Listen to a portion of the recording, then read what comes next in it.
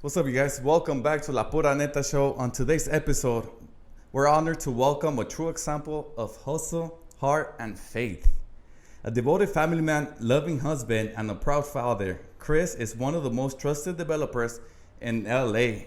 As a Mexican American, navigating and succeeding in one of the toughest markets in real estate, his journey is nothing short of inspiring. But beyond the titles and the accomplishments, what truly sets Chris apart is his unwavering faith and the values he leads with, both in business and in life. Help me welcome the one and only Chris Limon. Estoño, mi Chris. Thank you so much. Thank you for having Welcome. me. Thank you for. It's a pleasure to be here with you guys. Dude, that was quite an intro. It was. Even I wouldn't have thought of that. ChatGPT lo que hace, güey, ¿eh? No, okay. La mente. But you read my background. Lo único malo, pues, que estoy sentado aquí al lado de dos americanistas. Pero ni modo, pues. A darle. You're going to learn something good. Un bicampeón, pero dos tricampeones, Oh, ¿eh? the tricampeón, yeah. Ojalá y se te pega algo bueno. No, well, Chris, well, thank you again. Thank you for stopping by. I know out of everything you could have been doing so much. Pero we just met y quería, pues, who is Chris Limon? ¿De dónde vienes? Where you grew up from? I overheard you were from South Central. That's where you were born and raised. What's your background like? Actually, I was born in Mexico. I was born in Nayarit, Mexico. 1975, my dad came to the States in 1980. So migrant parents, my mom and my dad came here. And then my two brothers were born here in the States. So I have two siblings, two brothers. And 1980, I remember, if I remember correctly, we lived on by Bixo and 6th Street, which is on the other side of these buildings here in downtown. And then from there, we moved to South Central LA. I grew up in South Central LA.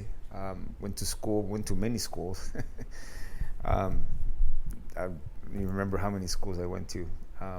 But anyways, lived in South Central LA for, I would say, a good 11 years. So I was raised there in the hood, went to school there, and learned how to survive above everything, stay out of trouble. In those days, we're talking about the 90s, right? 80s and 90s. The streets were hard, so you learn how to survive. You accumulate street smarts, right? Yeah. And, to stay out of trouble, and things of that nature, But I remember living in South Central, my parents working hard, humble beginnings. My mom would sell ceviche. She's from Nayarit. She makes the bomb ceviche. My dad was a mechanic. He had a body shop. Not a body shop, but transmission shop.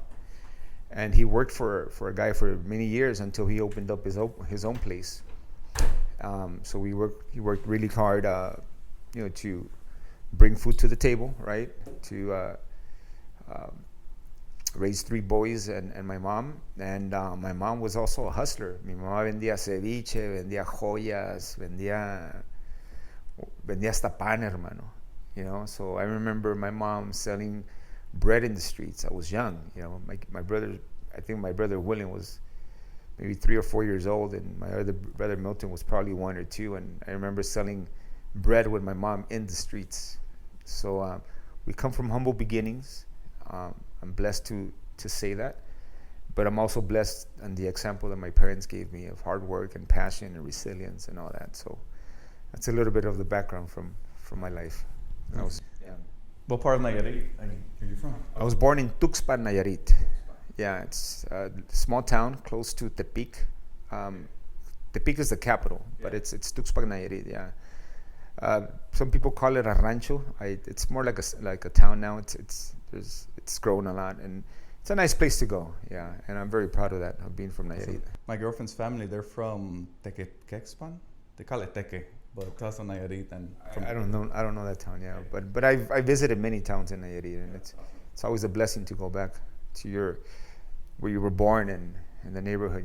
I remember. I lived there for 5 years, and I still have flashbacks and memories of living there. And as far as I'm aware, you like sports. You play soccer, and I'm guessing that kind of you played it when you were a little bit younger, right? High school or a little bit. Yeah, I mean, I've played soccer since maybe junior high. Actually, I started. My dad was always a baseball player, and my dad introduced me to baseball. I loved baseball. I was a pitcher, and then when I moved to South Central, I moved into a neighborhood where there was a bunch of friends that were from El Salvador and from Guatemala, and they're like, hey, come play soccer with us. So I started playing soccer with them. I was probably 13 at that time, and I started playing since, and I'm about to be turned 50, and I still play soccer. Ya juegan contigo, I still give classes. Yeah. So, anyways, soccer's passion. It's my passion. I love the sport, but I truly believe that soccer kept me out of trouble.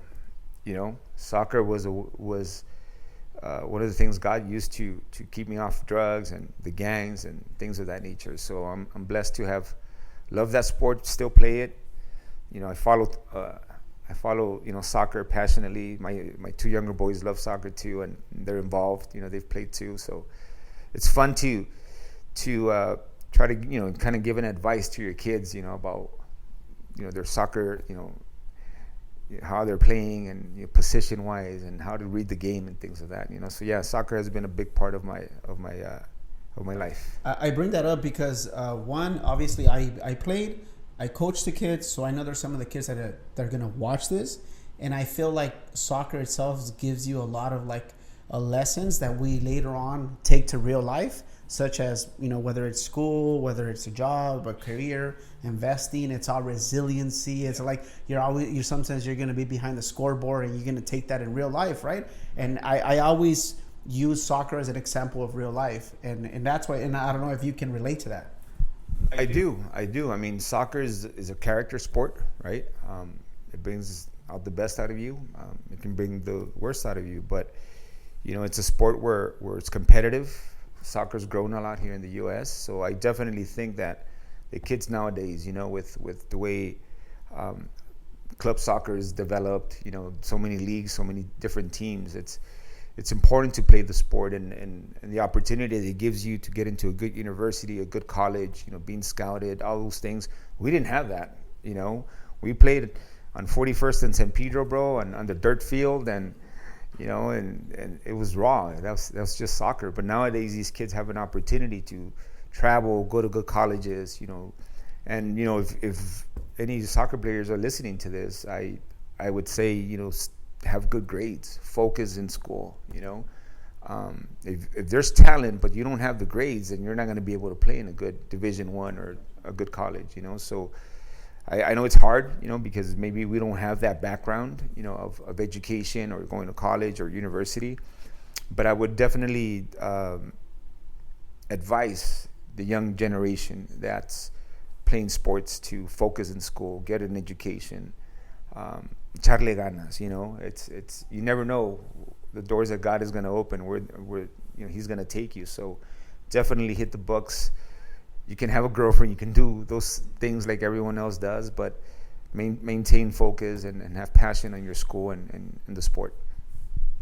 Yeah, I mean those lessons that sports, just overall sports, give you, right? They're you might not notice it at the moment, because you might complain about the drills, about the coaching, about your dad telling you, "Te lo hubieras pasado aquel, o ábrete para allá," and you're tired. Pero in the long run, it has a, like you said, right? It has an effect on you that you could implement those. It has tremendous lessons. I mean, it has tremendous lessons. And nowadays, Joni and I, we have kids that play soccer. We don't want to miss a game. We want to see our boys play all the time. I remember my dad couldn't go see me play because he had to work. I wish he would have been there.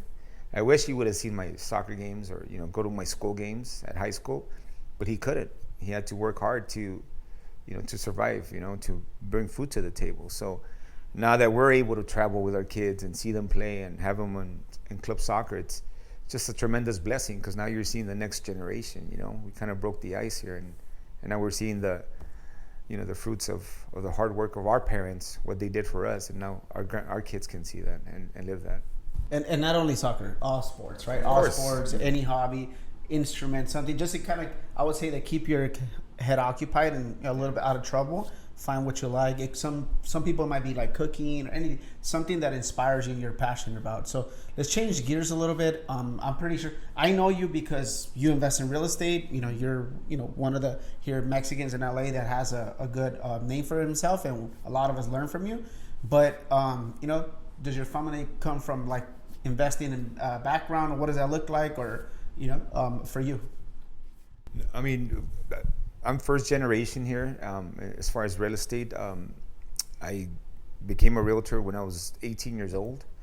I didn't have any sales backgrounds, nothing like that. In fact, I tell my boys that my dad, when I was in vacation in school, he wouldn't let me stay in the summer at home. He would take me to the shop. He would take me to work, and he would make me do the work that his workers would do, bajar transmisiones, lavar las partes, but I was like, man, I don't like to get my hands dirty. This is not for me, and I remember, I've probably said this story to my kids many times. I remember in 1994, my dad was trying to get us out of South Central.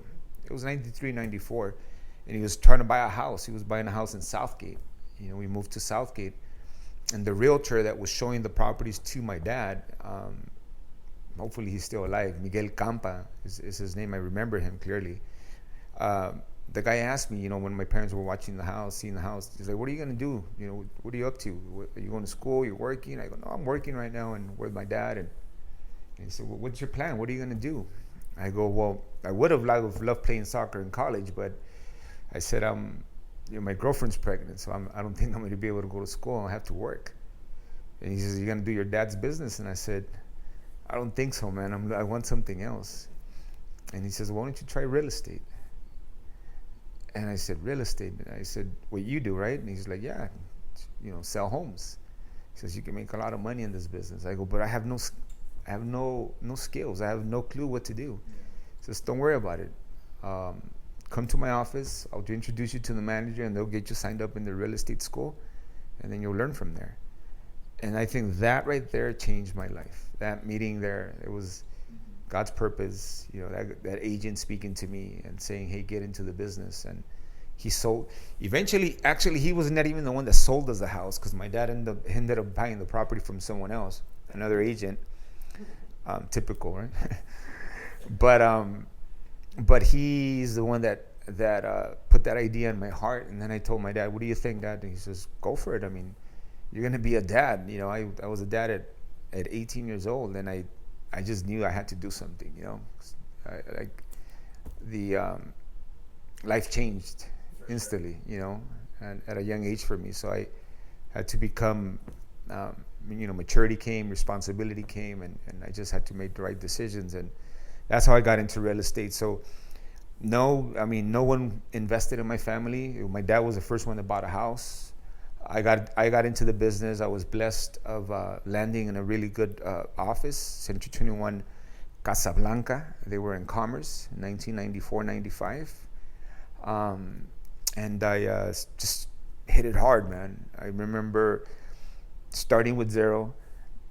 My dad, for the first 6 months, he basically financed me. He gave me money for food, for some suits, because you have to dress differently. You have to dress sharp, right? I didn't have none of that. He gave me his Jeep Wagoneer, and he gave me gas money, food money for the first 6 months, and he says, hit it hard. I'm gonna support you. I believe in you. You can do this, and the rest is history, man. I got into the business, and gracias a Dios. I was gonna say, because obviously there's a lot of people in real estate that are gonna watch this or watching this. I'm assuming like within like 6 weeks you got escrows opened up, right? You know what? I was actually Rookie of the Year. Really? Yeah. So yes, don't do your I got into the business July of 94. I became a dad May of 94. And I got into the business in July of 94. And from July to December, I closed 6 deals, 6 escrows. Oh, wow. Yeah, in my first 5-6 months. So imagine, an 18, 19-year-old kid, the commissions back in the day were small, right? But I think I made $23,000 because I have a good memory of those, recollection of those things. And I made like 23 grand in my first 6 months in the business. And, 18, 19-year-old kid had never seen that type of money, So it changed my life, definitely. Yeah. But I was blessed because I was surrounded by good agents. Mm-hmm. Yeah. Okay. There were some good people around me, and I learned a lot from those people. So it was in me. It was being a sponge and learning from the guys that were around me. Talk about being in the right place at the right time, and that meeting when it happened, in the right office, because obviously right now there's a bunch of brokerages. There's some really good ones, and there's some that I think that they could do a little bit better with the leadership. And now that you said that you were in the right team, it brings me to the next question. You were, to me, like the circle of influence influences a lot, maybe an 80%, 90%, like a lot, for good or for bad, because when I did stupid things in my life, it was always on the wrong crowd, with the wrong crowd. It wasn't because my heart was there. It's because you're just, in Spanish decimos, el que con lobo se junta a odiar se enseña, right? So you're there. But how important was your environment at the time for your success? I mean, it was crucial. When I started in real estate, my friends were adults. I was 18, 19 years old, and I met my father-in-law in our office. That's how I met my wife, through the real estate company that I landed in.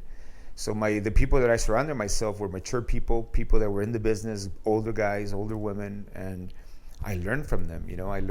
And the mentality, it was just like a complete switch. I wasn't just a kid anymore that was playing soccer, that was fooling around and partying and doing crazy stuff. Things changed, and I started hanging around these people, and the mindset, it was crucial in my life. Environment is so important, right? Because the people will affect you positively or negatively. And in my situation, it was a tremendous positive, because it gave me something that I didn't get in school and I didn't get in the hood. I grew up in the streets, and I survived the streets. Thank God, I never got into gangs. I never got into drugs, gracias a Dios. But it was hard. I saw my friends. I had friends that got shot, got killed. I saw friends that unfortunately landed in jail, got into drugs, things of that, So seeing how God blessed me and protected me and took me, through this path, and, took me through real estate and in the office that I landed, and just, I give all the credit to the Lord. It was Him, and it's just how things are. I met my wife through my real estate office, and I've been married for 25 years now, and tremendously blessed, and I'm so happy that that the Lord guided me in that direction, because it's impacted my life, and I'm impacting the next generation, my boys and their lives, and hopefully they do the same thing with their kids. So the environment, bro, the people that I surrounded myself with made an impact in my life and changed my life forever. So if you're listening to this, environment is everything. Surrounding yourself with the right people, the right mindset, people that are going to guide you, they're going to give you an advice, that are going to correct you when you need to be corrected. Those are the people you need to surround yourself with. Not the ones that are going to be there only when you're partying or when you're having a good time, or are there for you, are there with you because you're making the buck, right? No, the good friends will tell you when you're doing something wrong. Right, so it's okay to say no to those invites. If you see your neighbors, your friends are doing things they're not supposed to, why even bother? Yeah, I did say yes to a lot of things too.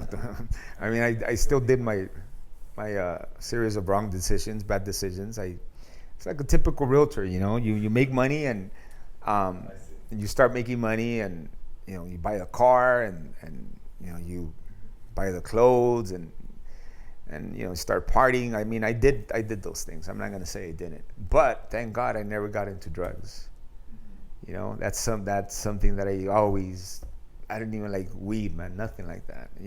La gloria a Dios. I maybe drank and hang out with friends and go to clubs, but that was it.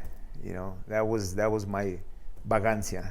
That was my level of being a bad boy. But I I think when you start hanging around with business-minded, oriented people, you need to change, and things need to click, and you can't just do the things that you used to do anymore. And I do remember at some point, after I met my wife and she became my girlfriend, not going to the mixers anymore, just hanging out with her, and that just kept me out of trouble, man. It basically took me to the right path. It sounds like one of my mentors told me that God uses you for you to carry His message, and it sounds like a lot of it, subconsciously or consciously, He's using you and His word through you, Amen. I truly believe that, and I hope that He continues to use me in that sense. So, and I know you're a man of faith, strong faith. Was that always like that? Did that come, at a certain time? What does that look like? I mean, I was raised Catholic. Didn't really go much to church. We'd go to church cuando había quinceañeras o bodas and that sort of thing, right? But no, I mean, it's an interesting story how I got to I'm a Christian man. I go to a Christian congregation. I came to the Lord in a moment of need in my life. I have an older son. His name's Chris. He's 31 years old right now. He's an insurance agent with Allstate. When he was born, and obviously this was before I met my wife, when he was born with a kidney disease, which I think was called nephrotic syndrome. So, as he turned 5-6 years old, he started having some health issues, right? And I remember him going to the hospital a lot, me taking him to the hospital. His mom and I, we didn't get married. And I remember him being in the hospital a lot, and he eventually had to go through dialysis. He had to, his kidney started failing. And I remember a time that I was out with some friends, doing some, I don't know, a party or something, a club, and I remember I got a call from his mom, and he says, your son's in the hospital. And says, you need to come down to the hospital. It was Children's Hospital in Vermont in Sunset. So I get to the hospital, and my son's connected to all these devices, all these things connected to him, And when I saw my son on that bed, God, spoke to my life.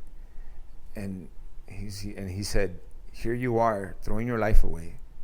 I've blessed you. You're throwing your life away, and you're partying, and you're doing all these crazy things, and here's your son, fighting for his life. And I said, God, I'm sorry. I saw my son on the bed. He was unconscious. He was having seizures. And I said, God, if you're true, and if you save my boy and you heal him, I promise you I'll stop drinking.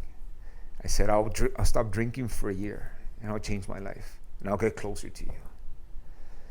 And that was my way of talking to God. That was my conversations with the Lord. And I got closer to the Lord. A friend invited me to a Bible study. I started going to church. I was already married to my wife, Itza, right? And we had some differences in the way I was doing things. And I said, hey, I'm going to start going to church. I'm going to go to a Bible study. You want to come? She said, no, you go. You need it. She goes, you go. So I started going to church, my Bible study leader, he says, just come to church. Allow God to speak to your life, and He'll tell you what to change, and your wife will come after. So I did that for like a couple months. I was going to church alone and to Bible study.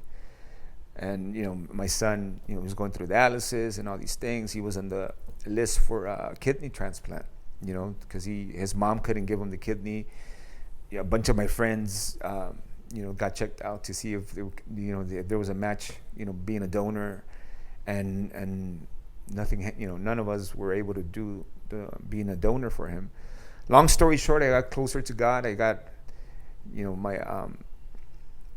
started going to church, put my life in order, surrender my life to the Lord, stopped drinking for a year. That was my negotiation with the Lord. And eventually my son was blessed. His mom was able to give him the kidney transplant, and his life, he's healthy. He's a handsome young man. He works as an insurance agent, and it's just, those are the things that life puts in your path that kind of change you. But I think the Lord is the one that did that. I definitely think that He saved my life in that moment, and that's how I got closer to Him. So, a little bit of my faith journey, guys. No, I mean, it's just, I mean, faith is just, we could go on and that, right? But what it's maybe like an advice or a tip que you recommend people, porque sometimes se sienten que the Lord is not listening to them, right? It's not like He's not answering my prayers, or everything's falling apart. How do you, like, what is one nugget that you share with the audience for them to hang tight, because there's still light at the end of the tunnel when it comes to that? I mean, I'm a firm believer that God uses, trials in your life to build your character.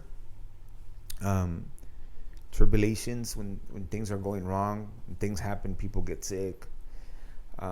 God uses those things to build your character, and He uses that to draw you closer to Him. He uses that to bring you to a relationship with Him. So what would I say? I would say, don't give up. Have faith. Keep grinding. Keep seeking the Lord. Keep reading the Word. Keep prayer. Surround yourself by people in the faith. Because you talk about people want to give up. People who give up are the ones that are not hanging around with like-minded people, Christian people, or it could be Catholic, but believers, that are going to push you to, hey, don't give up. Keep the faith. Stay strong. Prayer. We have prayer group, and we have a Bible study group that I attend every week, and those brothers are like some of my best friends, in my life. I can call them for an advice, and they call me for an advice. So I would say, don't give up, man. Find a church, congregate yourself. See, there a lot of people say, I have God in my life, and that can be a true statement. You can have a relationship with the Lord your way, but you need prayer. You need to worship the Lord. You need to have a relationship through Him, through His Word. And the only way to do that is to establish that is if you're congregating yourself, if you're having fellowship time, if you're reading the Word, if you have a Bible study group, if you're going to church with your wife and your kids every weekend. I mean, we go to church every weekend, and we've been going to church since 2002. I gave my life to the Lord November 13, 2002. My son Sebastian was 2 years old, I think. And that's when I gave my life to the Lord. And since then, I mean, I'm a faithful believer. I serve God. I love God. And I just believe that everything that He's given me and how He's using me is to help, to give an advice and give a word of faith and encouragement. So, I mean, if there's anything that I can give, is seek the Lord first. Seek His kingdom. Seek His word. And then the finances, the girlfriend, the wife, everything will come. Sometimes we want to seek money first, right? The girlfriend, the cars, all these things, and then God is last. And it's the other way around. First, you need to get good with the Lord. Build your relationship with Him. And He's going to put everything into place. Yeah, we have a saying that says, and it's very popular, right? Gratitude is a secret of a great attitude, right? So if you get in the gratitude first, everything else will follow, right? Y obviamente thank the Lord or whoever, just a higher power that you believe in. Right? For us, is God, right?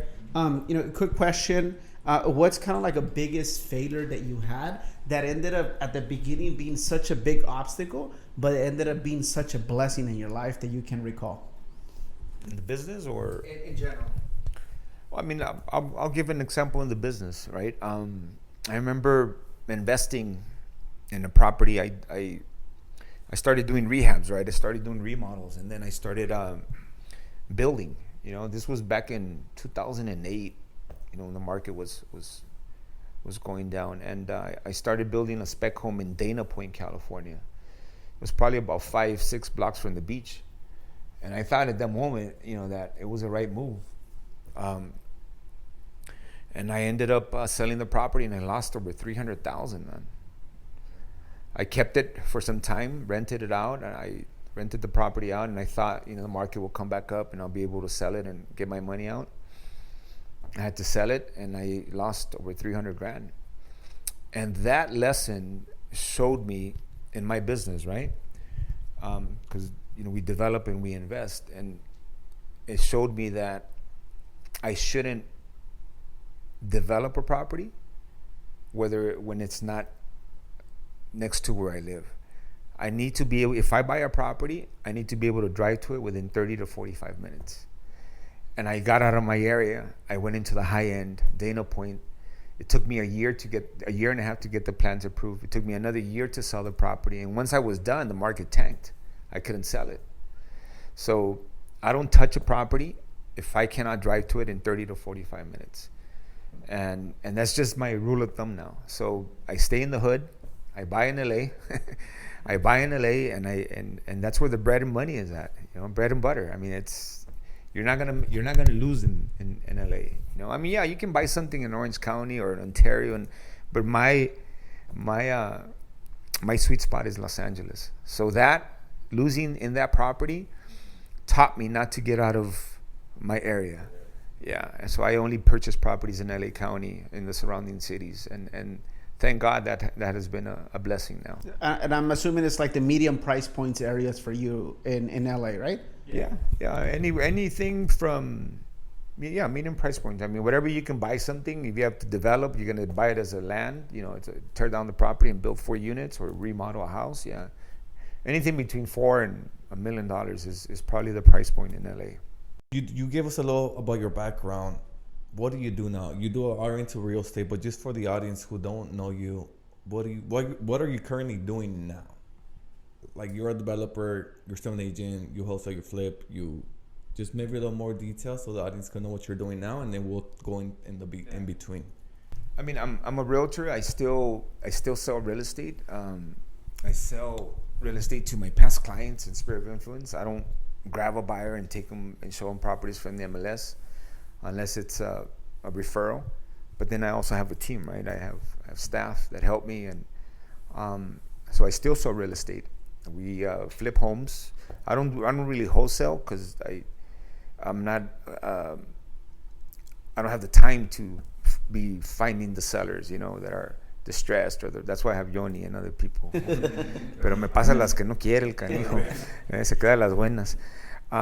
But I don't wholesale, but I do develop and I do remodels. I do a lot of flips, and I've been doing that for quite some time. So I'm an agent.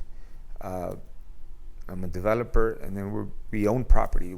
Thank God, we started keeping properties, and we have our portfolio of properties. So we do property management. We do our own property management. So we manage our own properties, which can be a headache in LA, right? Like anything else. Yeah. But now, that we're developing, we're trying to sell the old buildings that have rent control issues, that have maintenance issues all the time, and we're trying to keep all the new construction that we're developing. So that's a transition that we're in, and but we continue to buy and build and hold, which that's, if I can give the audience an advice. I mean, obviously you have to flip, to increase your capital, right? You have to flip if you want to make more money, right? But when you get to a point where you can start keeping the properties and you can, start making some cash flow, some residual income, and you have your units, your rentals, that's the name of the game, and that's where wealth comes in. And if I can give you an advice, start keeping real estate. Start buying, start holding. I remember holding properties since 2005, 2006. So I've been holding property for over 20 years now. And I mean, yeah, obviously they're low rents, because they're older properties with rent control.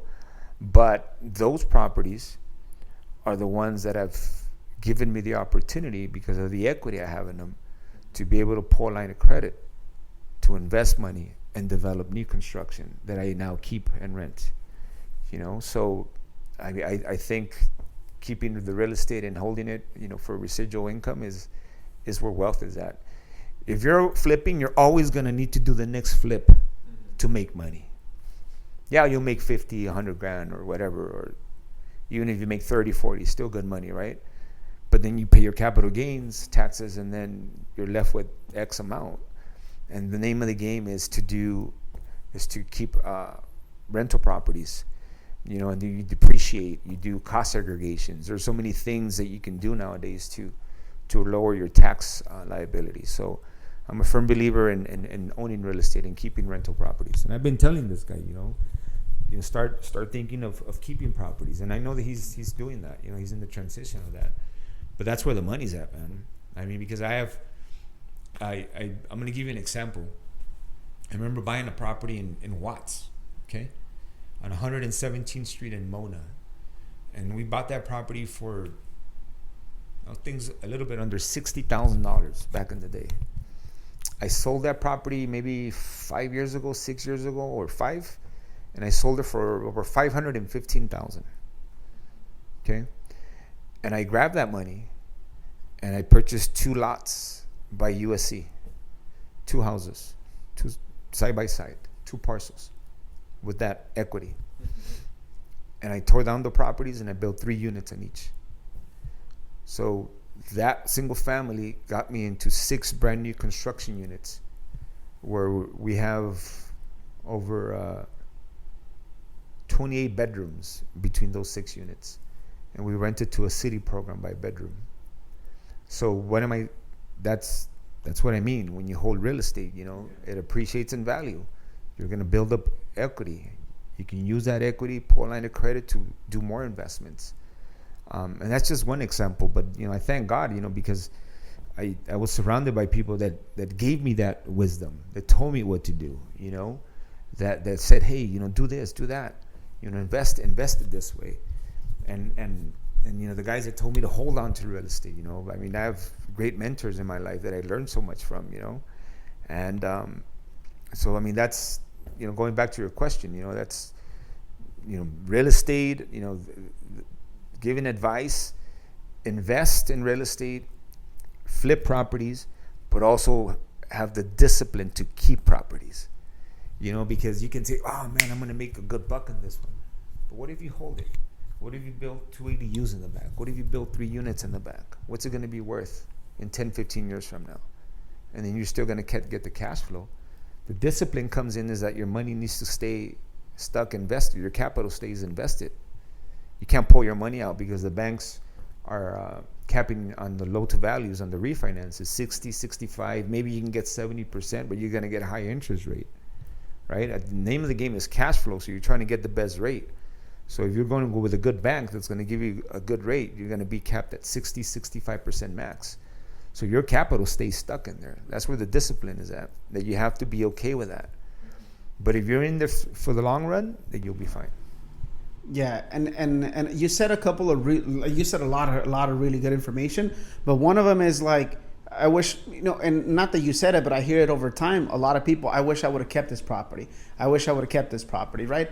And that brings me to the next question. I see a ton of people go into different markets because you could buy a property for $100,000, $200,000 or less. Let's just say $150,000. If there's a big there's a big program right now that buy over there for, I don't know, $80,000, $90,000 and put them on Section 8 and get $1,200. But they never get the appreciation that we get. And you've seen it investing in real estate. It's just, so again, I see a ton of people say, I would have wished I would have kept a property I sold 5, 6 years ago, 10 years ago. I don't hear many people that would have said, I wish I would have flipped this property. Yeah. It's mainly those that I wish I would have kept this property, right? And I have my share of bad decisions. I remember buying 14 units in Van Nuys with 2 friends of mine, really good friends of mine, and we decided to sell the property. I mean, we made some money, but we bought 14 units in Van Nuys. Van Nuys is a phenomenal area, and we sold them, I think, for like, I don't remember, man, but like maybe $800,000-$900,000. Those 14 units, I mean, we got them for a really good price because it was a bank repo and we remodeled it.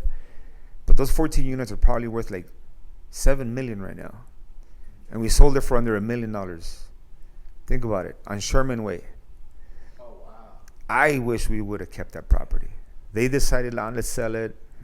We parted ways.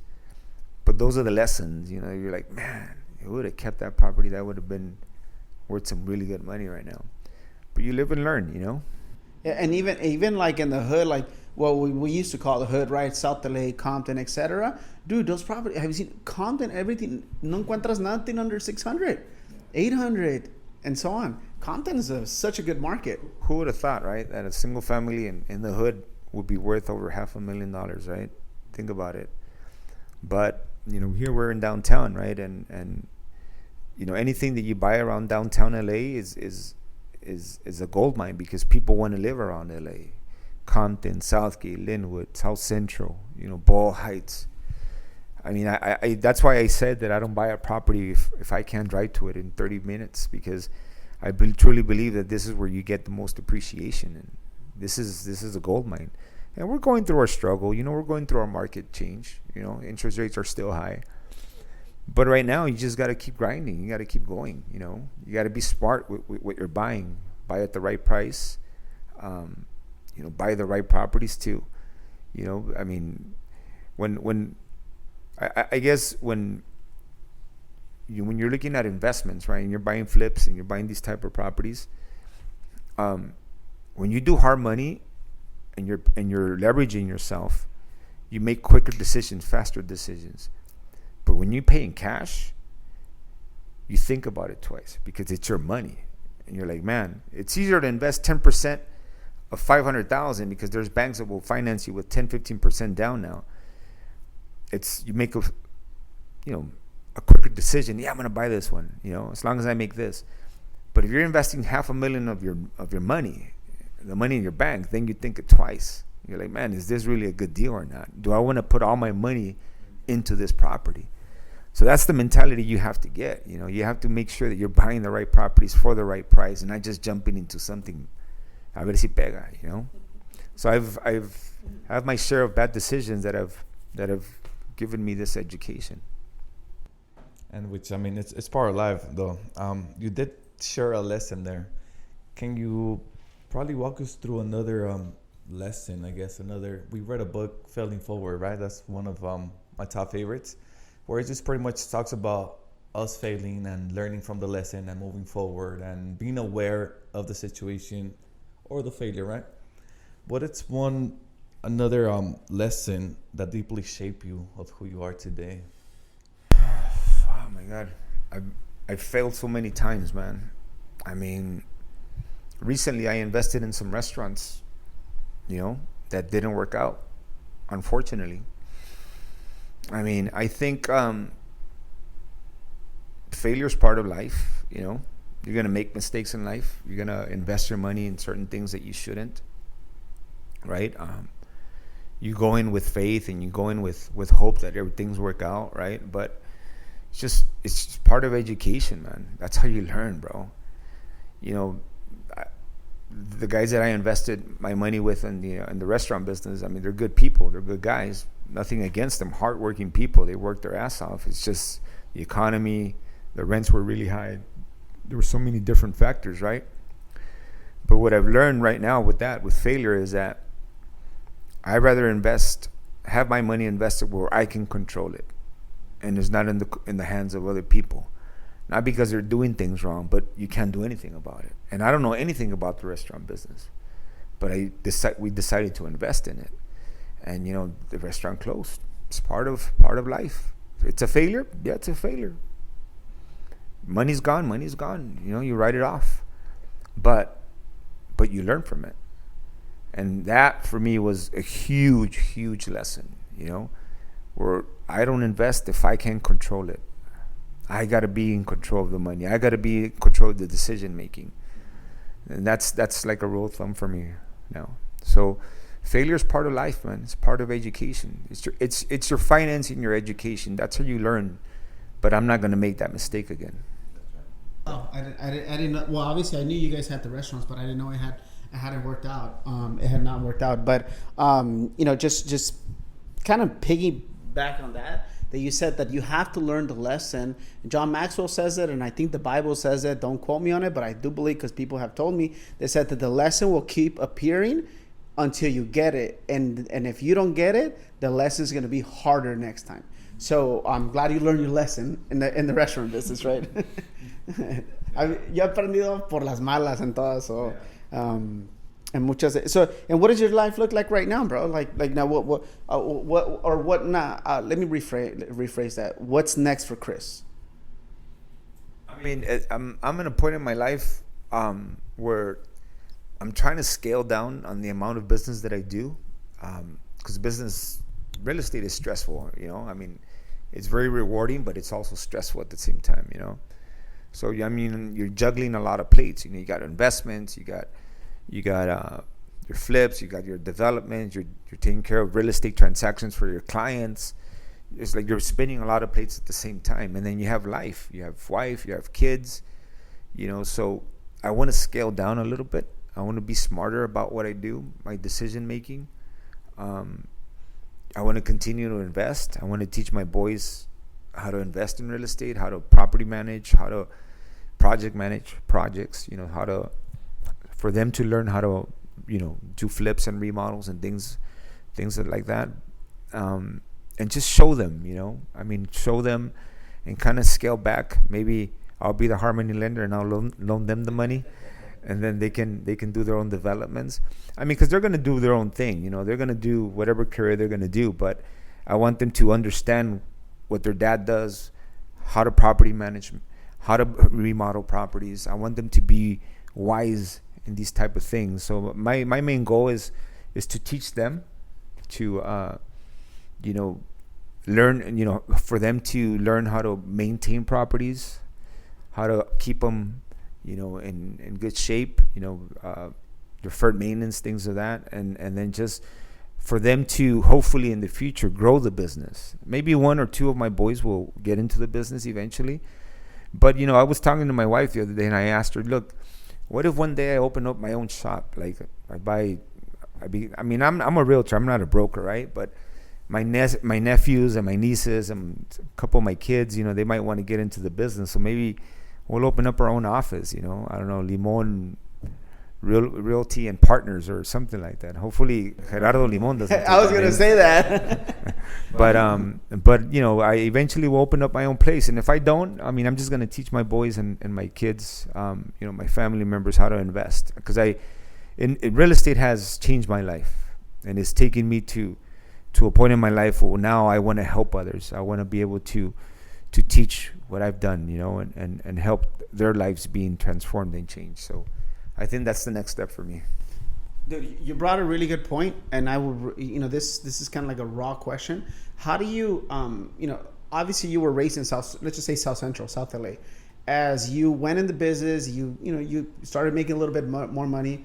You got out of South Central, you moved to Southgate. I'm assuming you moved to like a better neighborhood. How do you balance that? Because I do believe that the hood shaped us.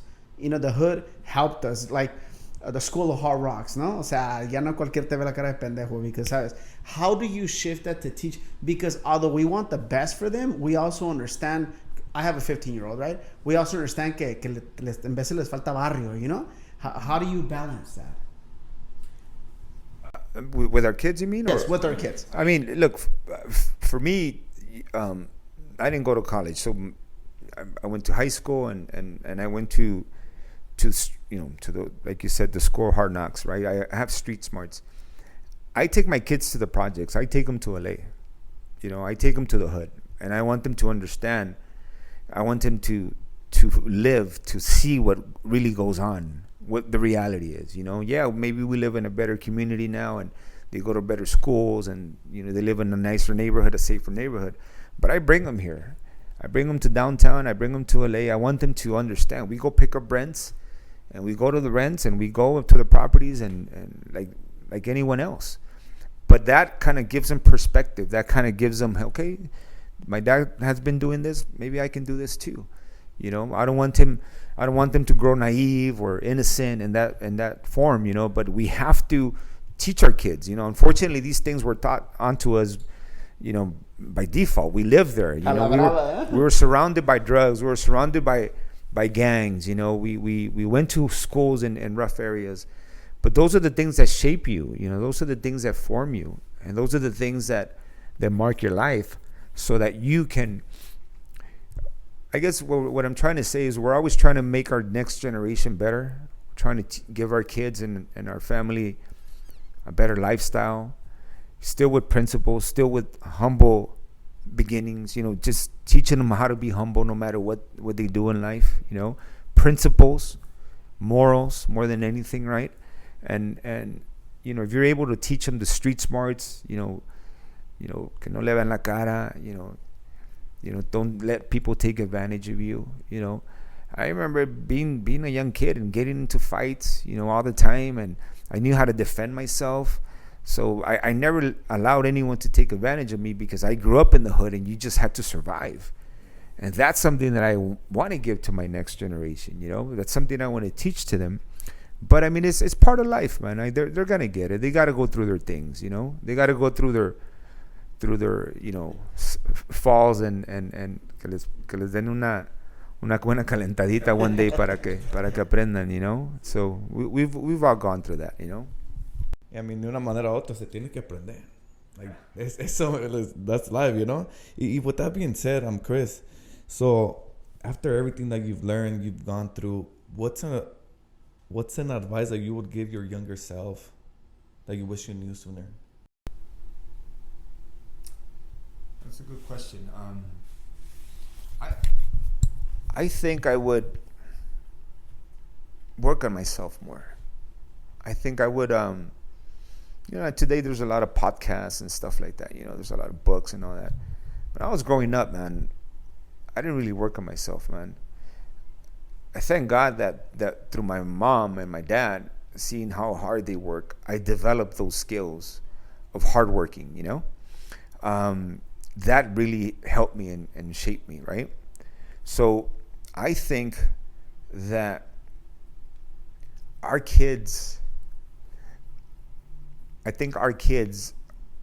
are going to learn from that too. I think our next generation is going to understand what hard work is, because they see their parents. They see you. Your boy sees how you're working. You get up at 5 a.m. You're working on yourself, right? I think if I would have given advice to my younger self, I'll tell them to do that. Work on your mindset. Work on your skills. Work out every day. Don't party. Say no to certain things. Get up early in the morning. Prayer. Read the word. Stay out of trouble. And eventually opportunities are going to open up. So for me, I think I would have worked more on myself, worked more on my mindset, and that takes you to make better decisions, hanging around with the right people, saying no to the people that you shouldn't hang around with. Because unfortunately, there's a lot of negativity out there, There's always people that are going to want to hold you back, or people that are haters, or they don't want to see you do good in life. And it's part of life, They're always going to be there. But if you teach your kids to work on themselves and to choose their friends properly and who they're hanging around with, and I mean, it's just life is going to guide them in the right place. The Lord will take care of it.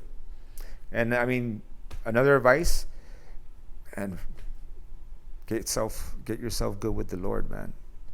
At a young age, it's never too early. It's never too late.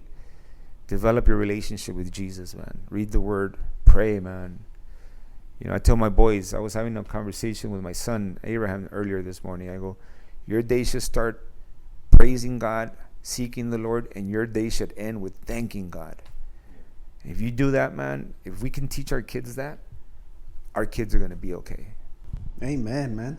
Yeah, no, 100%. Y eso antes de que, no en tu caso particular, pero mucho de que pase una desgracia, ¿no? That's when we see que siempre, it's always the right time, but we can do it sooner. Yeah. We could do it all the time instead of just, yeah, I agree. No lo digo en el personal, ¿eh? No, I agree. Cuando no estás flipping a house, getting plans approved, showing your circle of influence, possibly houses, go with your stuff. What do you do? What do you do for fun? I mean, bro, I'm a normal guy, man. Like, I get up early in the morning. I get up, I read the word. exercise. I exercise, or I go on a hike with my wife. I take my kid to school. One of my boys is going to school, doing helping at the office with property management. The other one, I'm teaching them to do project managing. So, I'm just Monday through Friday. That's my schedule. I get up early. I work on myself. I read the Word. I try to, set a good example for my kids. Right, teach them well. But at the same time, man, I'm a man of God, and I love my family. I'm a firm believer that you need to have peace at home in order to be successful at work. If you don't have peace at home, man, if you don't have a good marriage, and if you don't have peace at home with your kids, it's hard to do well in business. How many people have we seen, brother, that make millions of dollars or make it in life financially, but they lose their marriages, or they have no relationship with their kids, or their kids don't even talk to them? For me, I think that's where success is at, because success is defined. People define it in different ways, right? Some can define it with how much money you have in the bank, how many properties you have, or your business, or the cars, or the watches, or whatever. For me, success is being able to get up in the morning. And I remember I told you on Monday, I had a date with my wife. I didn't even work. We went out we had lunch, we did some shopping, and then we went to dinner. That's success for me, that you can do whatever you want in any given moment, and you're not tied to your business, right? And for me, success as a man, now that I'm older, I want to be my boys' best friends, my kids' best friends. I want them to come to it, for advice from me. I'm working on it, because they're all different character, right? So one's easier to connect than the other, and the other one's harder. But I'm trying, that's my goal. That's my success. Being my boys' best friends and being able to guide them and be there for advice for them. There's one of my favorite authors. His name's Ryan Holiday, and he has a really good book. It's The Stoic Dad, and he talks a lot about that, about just being, because that's our solely most important job, is being a good dad, being there for our kids, being there when they fall down, and being there to help them get up. And one of the things that is very powerful that he says, and I bought into it probably like 5-6 years ago, is like, your kids don't keep track of your transactions. They only care, and the memories is the times you spend with them. So, very good, very good there. That's so true. That's so true. And sometimes they just want you to listen. And my wife has taught me that. Listen. She's like, listen to them. Pay attention. Disconnect. So I'm working on that, man.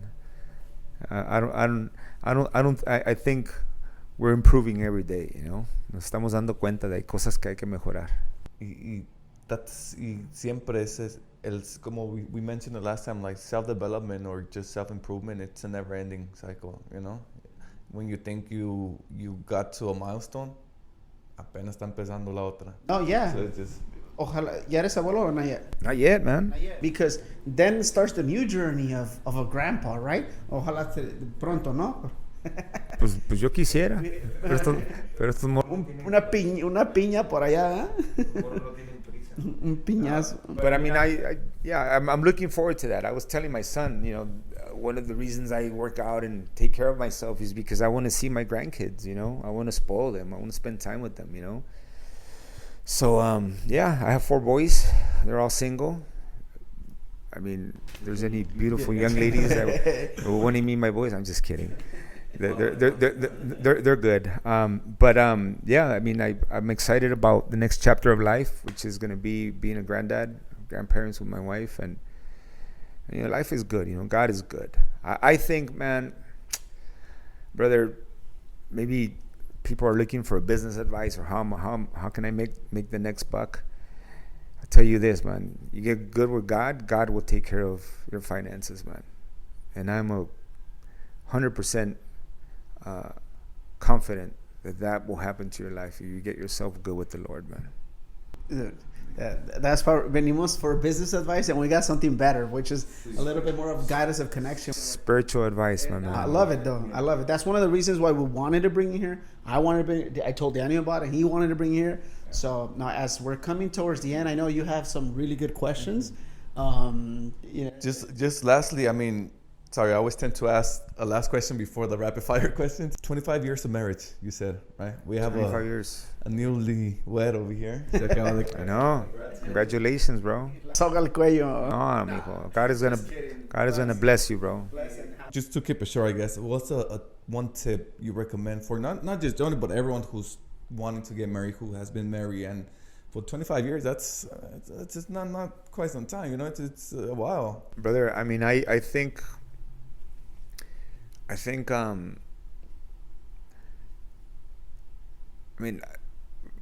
scored with my wife, bro. Like, my wife is a good woman, you know. She's a godly woman. She fears the Lord, and she's a good mom. So, you know, for the next generation, choose wisely, man. I think my wife has taught me so many life lessons, you know, because you're always on the run, you know, you're always on the go, you're always busy, and she's teaching me to be in present. Tells me disconnect, listen to your voice. Sometimes she tells me something, I'm like, oh yeah, and she's like, you didn't even listen. You didn't even know what I told you. I go, yeah, I'm so sorry. I play the part, but I think, you know, it's who you marry. It's crucial. When you marry for life. So you got to choose your partner properly. Y yo me rayé, mano, because I was up to no good when I met my wife, you know. I had another girlfriend when I met her, but when I saw her, I'm like, oh man, this is the one. So, you know, she's a beautiful woman, you know, and she's taught me so much, and the way she's raised my boys, man, it's like it's a blessing to see that, you know. But then I'm gonna go back to the same thing. It's the Lord. If you want to have a good marriage, you need to have the Lord in your life. You want to do good in your finances, God has to be your partner. He needs to guide you. You need to ask for wisdom. You're in a good relationship with your boys, the Lord needs to be there. Teach them about the word. Go to church with them. I think that's the best advice I can give. I don't want to sound too spiritual, but at the same time, I want you to understand that this is from the heart, you know, that I think that what has kept me where I'm at and brought me to where I'm at is the grace of God and God's favor and his guidance and wisdom, and you know, that he put me in the right path of people, and he gave me a beautiful woman to live in. I'm blessed by my parents. My parents are great parents, man. Like, I love them so much, and they've taught me so much. And my mother-in-law, my father-in-law, I mean, it's a blessing. Dios te pone en los lugares correctos cuando estás siendo guiado por él. I'm going to say it a little bit different. When you're aligned with his purpose, when you're asking him, Lord, guide me, speak to me, he takes care of that, man. And sometimes we wander off because we don't listen to him, or we make mistakes, but then he redirects us in the right direction, and he brings us back to where he wants us to be. Or we're very impatient too, right? Of course, all the time. You know, I can tell you 100 times how many times I haven't asked God for guidance on a property, and boom, I should have been patient. I shouldn't have bought it, or I shouldn't have gone that way. But, oh no, this is a great deal. No, I mean, a veces mi esposa, you know, listen to your wife. My wife tells me, no, don't buy no more. You know, and I'm listening to her. I'm trying to scale down. You know, it's not about money, man. It's about enjoying what God has given you, you know. You have a ton. Right before we go into the rapid fire questions, you have a lot of wisdom, and I do encourage for you to, not that you don't already, but you do have a lot of wisdom, and I would love for you to pay it forward more with, you know, the youth, the community. I know you do it in your church and your studies, but you have a lot of wisdom, man. And maybe, thank you. Maybe God wants to continue using you to spread his word. Thank you. Maybe. Ojalá Dios quiera. Sí, sí. No, and then we appreciate you, you know, talking La Pura Neta. That's what we're all about. That's what it's all about. Yeah. I like the name, guys. Thank you. All right, so get to the rapid fire, just so we get to know you a little more, you know. 2 words, you choose one of them, and we'll start off with books or podcasts. Books. High risk, high reward, or slow and steady? No, high risk. All right. Crypto or stocks? None, bro. I don't do none. I don't do either. I would say real estate, but I mean, if you ask me, I would say stocks, man. Crypto is no sabe qué va a pasar. I think we know this one already, but impact or income? I think impact, man. Location or design, since I know you. No, I think location. Demo or ground up? This is kind of the same. You got a demo to build something. No, new. he meant remodel or ground up. Oh, Yeah. Remodel. bro, I love ground up, man. Re- I like building stuff. Ground up. Ground up. Football or football? Football. Reading or audible? Reading. La chancla or timeout room? No, pues mi mamá me pegaba con la chancla. I mean, with my boys, time out. Pero yo aprendí la mala, man. La chancla. Boxing or UFC? Boxing, bro. I mean, I know today is UFC, but I grew up seeing Julio Cesar Chavez, Juan Manuel Marquez, Mike Tyson. Yeah. Boxing, bro, all day long. There you go. And the last one, rancheras or hip hop? No, pues rancheras. No es el nopal. No, este es mexicanote viviendo en Orange County, ¿eh? A lo mejor ya le gusta Drake. No, o algo, rancheras. I love Mexican music, bro. Yeah. Now, to close it up, Chris, thank you, bro. Thank you for coming in. Thank you for sharing a little bit of your life, what has been, the good, the bad, the not so, the lessons. More than anything, your faith. That's what I took from you. And I look forward to seeing you continue to grow and hopefully seeing you grow on that grandpa phase in the next few years and then continue that relationship with you. So thank you, man. Yeah, it was a pleasure having you. Thank you, Chris, again. And I mean, what else can I ask for, right? The first, I like meeting people. Like, this is the first time we meet, and then I'm taking all this from him. Like, what else can I ask for, So thank you. Thank you, guys. Thank you. And just so you know, mi compa ha estado con su novia unos 10 años o por ahí ya se acerca otro que se casa, ¿eh? She's a keeper then, bro. Yeah, she is. All right, guys. With that being said, thank you guys for watching. I hope you guys enjoyed this episode, just how Jonah and I did. Make sure you like, share, and subscribe. We'll be linking all of our Instagrams in the description. And thanks again for watching. Gracias.